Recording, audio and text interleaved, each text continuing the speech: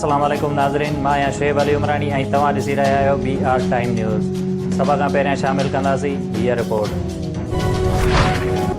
Parliament जे गॾियल session खे सदर आरिफ अलवीअ जो ख़िताब, अपोज़िशन जो सख़्त एहतजाज, हुकूमती कारकर्दगी के ख़िलाफ़ नारेबाज़ी, मीडिया खे आज़ादु कयो जा नारा, अपोज़िशन पारां इजलास मां वॉकआउट बि कयो वियो। वज़ीर अज़म इमरान ख़ान चइनी सूबनि जा वॾा वज़ीर, गवर्नर ऐं हथियारबंद फ़ौजनि जा सरबराह, परॾेही सफ़ीर ऐं ॿिया पार्लियामेंट में मौजूदु। शफ़ाफ़ इलेक्शन लाइ चूंड सुधारा अणटर आहिनि। इलेक्ट्रॉनिक वोटिंग मशीन ज़रिए शफ़ाफ़ चूंडूं ऐं नतीजनि वक़्तु सिर पए थो पइजी वेंदो। ई वोटिंग सां समुंड पार पाकिस्तान खे वोट ॾियण जो बि हक़ मिलंदो।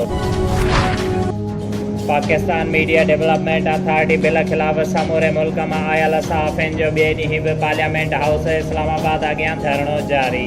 Opposition leader Shahbaz Sharif, Peoples Party chairman Bilawal Bhutto Zardari ऐं PDM सरबराह मौलाना फज़लुर रहमान ऐं ॿियनि जी शिरकत। PP chairman media development authority bill खे कारो कानून करार ॾींदे सहाफ़ियुनि मथां हमिलो करार ॾेई छॾियो। बिल मंज़ूर थियण जी सूरत में अदालत वञण जो बि ऐलान। कंटोनमेंट बोर्ड जे मुक़ाबले में चूंडुनि में PTI खे सभ खां वधीक 63 सीटूं खणण में कामयाबु।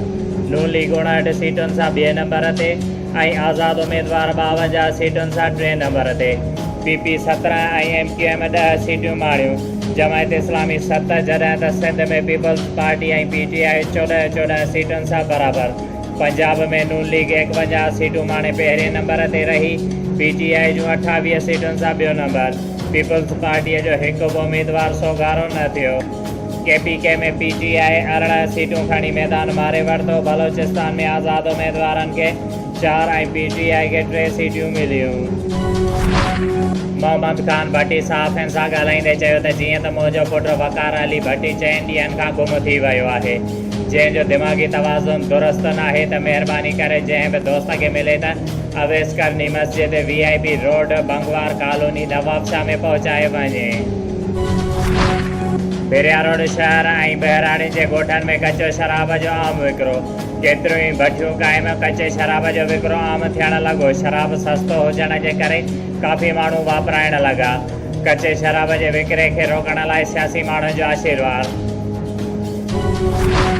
वज़ीर आज़म इमरान ख़ान मुल्क जे ग़रीब नंढनि मुलाज़िमनि खे आसान क़िस्त पंहिंजो घर तामीर कराइण लाइ ऐलानियल स्कीम अपना घर स्कीम बेघर माण्हुनि लाइ हबीब बैंक लिमिटेड नवाबशाह इंतिज़ामिया करप्शन जे वर चाढ़े छॾी आहे। उन ई सिलसिले में मज़कूरा स्कीम तहत हुकूमत खे दरख़्वास्त ॾियण बैदि हुकूमत पारां सिंध अकाउंट्स में ईंदड़ 14,60,000 रुपया अञा ताईं दरख़्वास्त गुज़ार खे न मिली सघिया आहिनि। मज़कूरा दरख़्वास्त गुज़ार PMU अस्पताल नवाबशाह जे हिकु ग़रीब ward boy Sadaruddin Gorchani Nawabshah press club ॿाहिरां सख़्तु एहतजाज कंदे दाहींदे चयो त मूं मिसकिन माण्हू सॼी उमिरि ईमानदारीअ सां पंहिंजी ड्यूटी ॾिनी।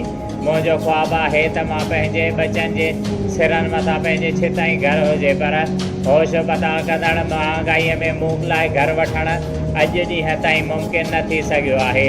ताज़ो जॾहिं वज़ीर आज़म इमरान ख़ान ग़रीब बेघर माण्हुनि लाइ आसान क़िस्त अपना घर स्कीम तहत घर ठाराइण जो ऐलान कयो, त मूं बि 30 नवंबर 2020 ते उन स्कीम मां लाभ हासिलु करण लाइ Habib bank limited Islamic bank तहत दरख़्वास्त ॾिनी।